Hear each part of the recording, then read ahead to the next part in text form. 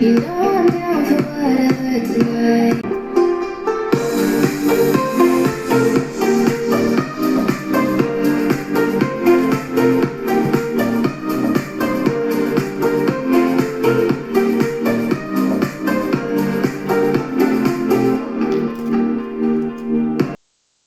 Merci de liker et de commenter, s'il vous plaît. Merci beaucoup. Donc, bon, c'est pire dans certains pays, mais en France, les entre grosses guillemets mauvais élèves sont détectés assez rapidement. Donc, à partir de la cinquième, on peut proposer à votre enfant d'aller dans une filière professionnalisante. Donc voilà, faut faire assez attention à ça. Donc, toujours essayer de garder l'enfant dans des filières ou bien dans des fourchettes de notes, de résultats qui sont quand même assez satisfaisants. Donc, à partir du moment où on a des bons résultats, généralement, on est bien poussé par les parents, par les professeurs, et on rentre dans une espèce de tunnel. Voilà, bac général, que ce soit scientifique, que ce soit littéraire, que ce soit économique, et ensuite dans des très bons cursus post-bac. Donc le prérequis, c'est vraiment pouvoir avoir des bonnes notes pour avoir accédé au bon type de filière en fonction, bien entendu, de ce qu'on veut faire, de ce que l'enfant veut faire. Hein. Moi, je savais pas trop dès le départ. Disons que mon projet c'est vraiment matérialisé au lycée. Donc, quand j'ai vraiment compris les différents enjeux, différentes débouchés. D'accord. Vous nous dites que ça commence très tôt, hein, cinquième, vous dites. Est-ce que vous encouragez donc le système des répétiteurs pour l'enfant très tôt?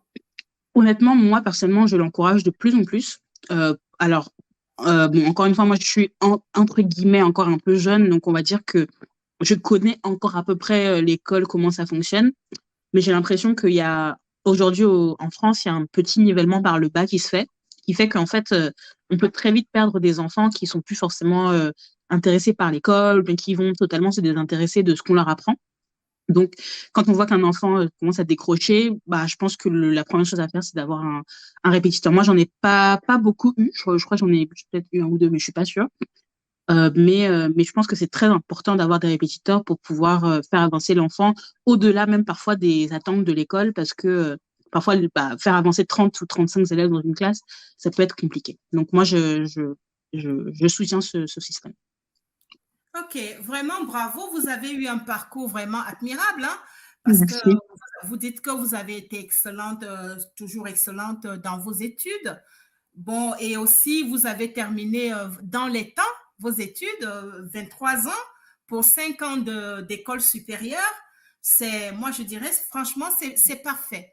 Merci beaucoup. Maintenant, Merci. oui, maintenant que c'est fini, j'imagine que vous travaillez alors? Ça fait 2 ans que vous avez fini.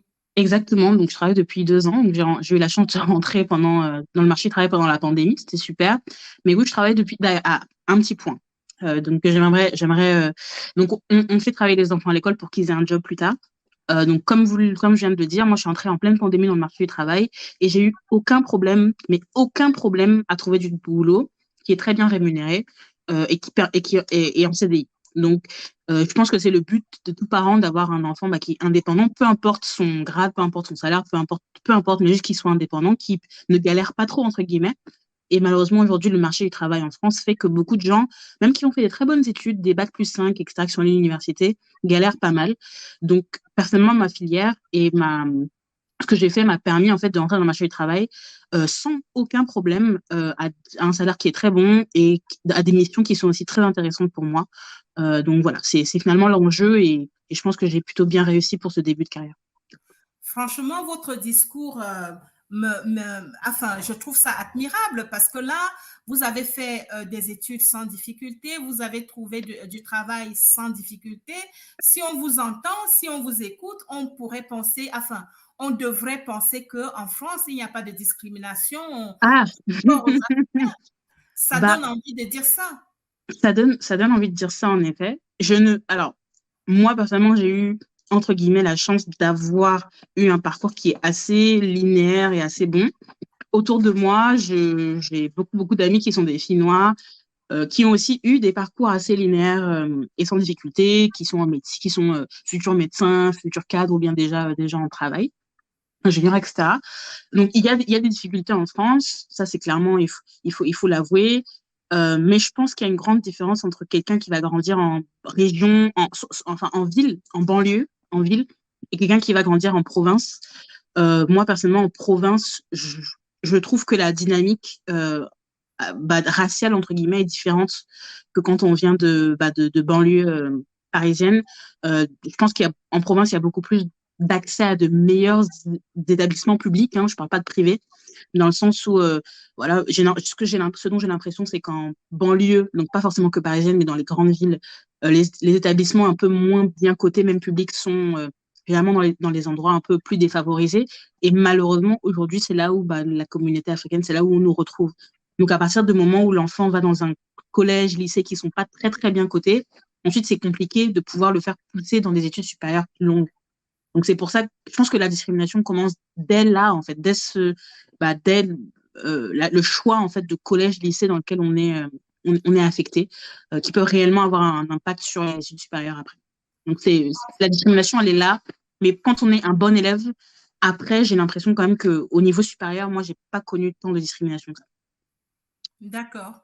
Donc, à mon avis, quand je vous entends, c'est comme si on peut encourager les parents africains de gagner, comment je peux dire, les provinces, hein, pour protéger un peu l'enfant de... Bah, vous savez quoi, vraiment, bah, moi, oui. De un, les provinces, et de deux, je le vois beaucoup, et de plus en plus. Moi, personnellement, j'ai une amie dont la mère est prof qui me disait qu'il y a beaucoup de parents qui commencent à faire des dérogations pour que leurs enfants n'aillent pas dans certains collèges, dans certains lycées. Donc, les enfants, entre guillemets, européens demandent beaucoup, beaucoup de dérogations pour aller dans le lycée à 3 kilomètres à côté, qui est beaucoup plus coté, ou bien plus intéressant avec avec des enfants bien plus dynamiques que le lycée juste à 3 rues. D'ailleurs, moi, ma mère a fait ça. Quand j'étais au collège, pas pour le lycée, mais pour le collège, il y avait un collège à 3 rues de chez moi, qui malheureusement n'était pas forcément le meilleur collège, qui est d'ailleurs aujourd'hui un collège de zone prioritaire. Et elle a pris une dérogation pour me mettre dans un collège un peu plus loin. Donc, je prenais un peu plus le bus, je me levais un peu plus tôt. Donc, la raison, c'est parce que moi, je faisais une filière européenne au collège et donc j'ai pu avoir la dérogation. Mais il y a beaucoup plus de raisons pour lesquelles les parents peuvent demander des dérogations. Mais moi, en tout cas, j'ai profité de ça et je pense que ça a été un facteur déterminant dans mon orientation. Ah, d'accord. Bon, en tout cas, vraiment, votre témoignage est très encourageant, franchement, et ça peut motiver certains parents à mieux encadrer leurs enfants. C'est ça.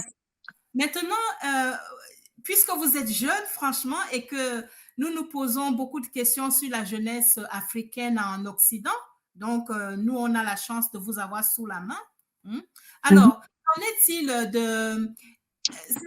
Comment vous menez... Maintenant, vous avez eu vos diplômes, vous travaillez. Comment se passe votre vie maintenant au niveau personnel? Est-ce que vous faites des rencontres? Vous avez rencontré quelqu'un? C'est qui, un occidental ou un africain?